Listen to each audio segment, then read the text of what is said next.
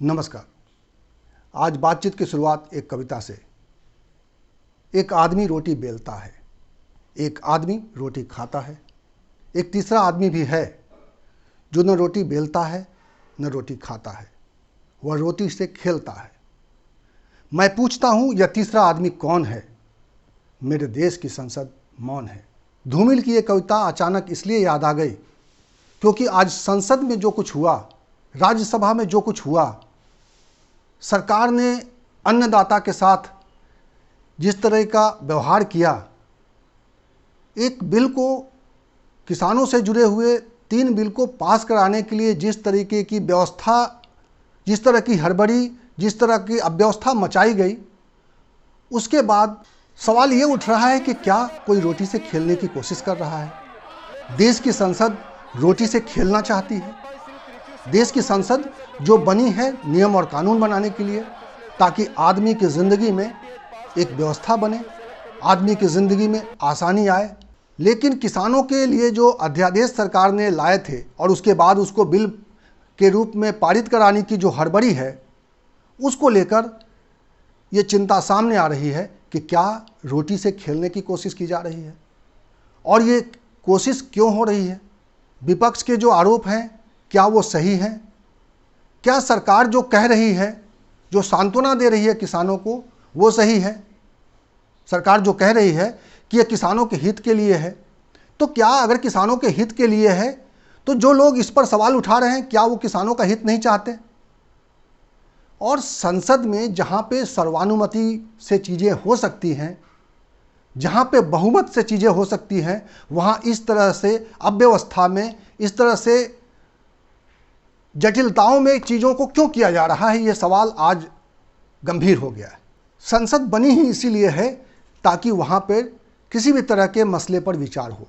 और जब से किसानों का ये बिल विचाराधीन है, संसद के सामने है, और जब से किसान इस पर सवाल उठा रहे हैं, जब से विपक्ष इस पर सवाल उठा रहा है, तो एक तरफ विपक्ष और किसानों के सवाल हैं और दूसरी तरफ सरकार की जिद दिखाई दे रही है।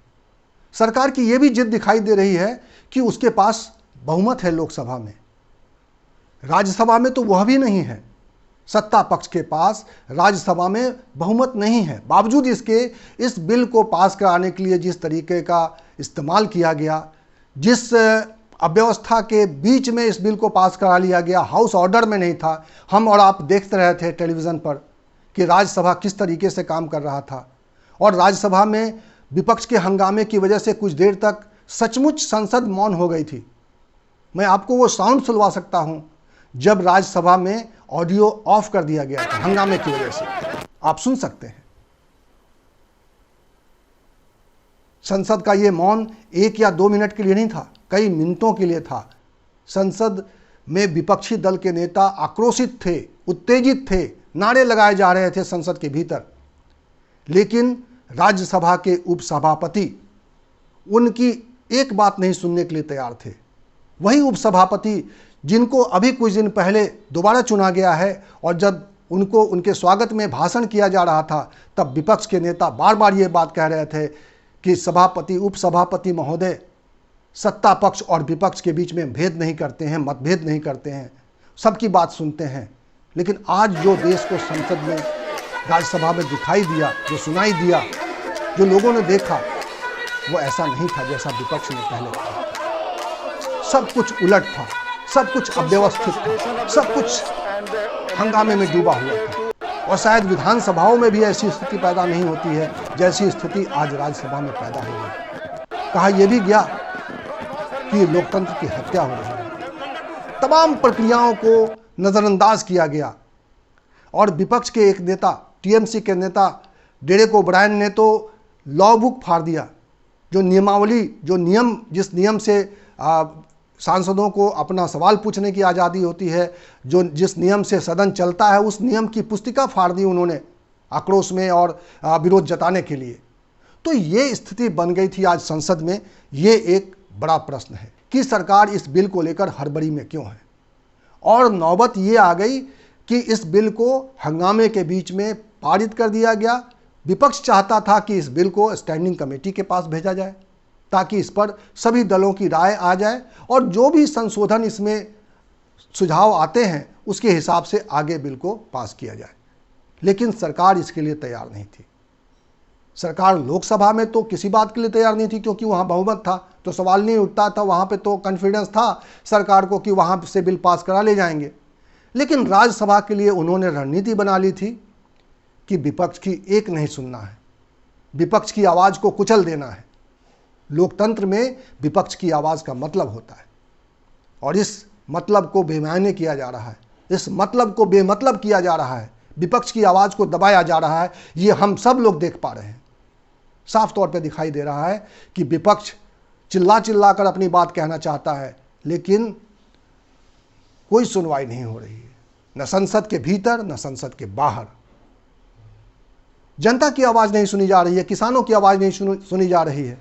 जो किसान प्रदर्शन कर रहे थे, हरियाणा और पंजाब के किसान लगातार इस बिल के खिलाफ में उग्र हो रहे हैं, वो प्रदर्शन कर रहे हैं और इस कोरोना काल में उनका प्रदर्शन चल रहा है।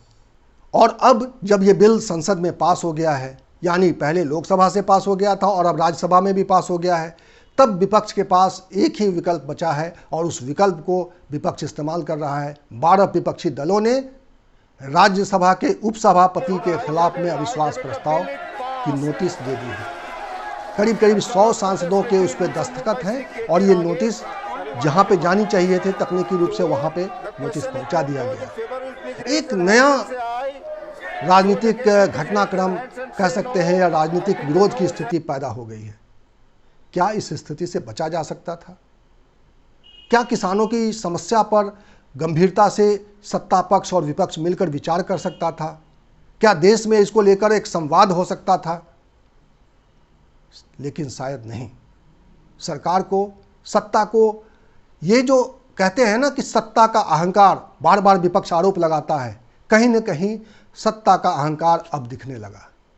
एक तरफा फैसले, लोकतांत्रिक तरीके से चीज़ों को नहीं करने के फैसले सामने आ रहे हैं और यह लोकतंत्र के लिए अच्छा नहीं है। इस आज के दिन को लोकतंत्र का काला दिन भी बताया जा रहा है और इसीलिए बताया जा रहा है। तमाम सरकार की ओर से सफाई आ रही है, सत्ता पक्ष के लोग सफाई दे रहे हैं, लेकिन क्या जनता के इन सवालों का जवाब है कि इस बिल को पास करने को लेकर इतनी हड़बड़ी क्यों? क्या यह बिल आपस में सहमति बना के या जिस संशोधन के लिए विपक्ष जोर दे रहा है उस संशोधन को लेकर उसको समायोजित करके इस बिल को आगे नहीं किया जा सकता था? क्या उस रूप में ये बिल किसानों का अहित कर देता? अब विपक्ष आरोप लगा रहा है कि सरकार WTO या महासत्ता के दबाव में ये कर रही है। अहमद पटेल ने आज आरोप लगाया है कि मोदी सरकार WTO या किसी महासत्ता, उनका इशारा अमेरिका की ओर है। वो कह रहे हैं कि प्रधानमंत्री ने हाल में अमेरिका के कुछ CEOs के साथ बैठक की है। जो चर्चा हो रही है कि किसानों के खेतों में कारपोरेट का अधिकार हो जाएगा, कारपोरेट जो बहुत सारे भारत में जो घराने हैं, और क्या इसको किस तरीके से आगे बढ़ाना चाहती है सरकार, इसको लेकर मंशा साफ नहीं दिखाई दे रही। जिस मंशा को लेकर विपक्ष लगातार सवाल उठा रहा है, जिस मंशा को लेकर किसान लगातार सवाल उठा रहे हैं, उस पर सरकार की ओर से जो सफाई आ रही है वो बहुत स्थिति क्लियर नहीं कर रही है। उससे किसान संतुष्ट नहीं है, उससे विपक्ष संतुष्ट नहीं है। तो सवाल उठता है कि क्या लोकतंत्र अब इस स्थिति को पहुंच गया है? क्या अब इस गति को पहुंच गया है? ये सवाल बेहद गंभीर है और संसद इस पर मौन है। आज के इस वीडियो में इतना ही। मैं इसी तरह के सवाल के साथ आपके सामने एक बार फिर आऊँगा। तब तक के लिए शुक्रिया।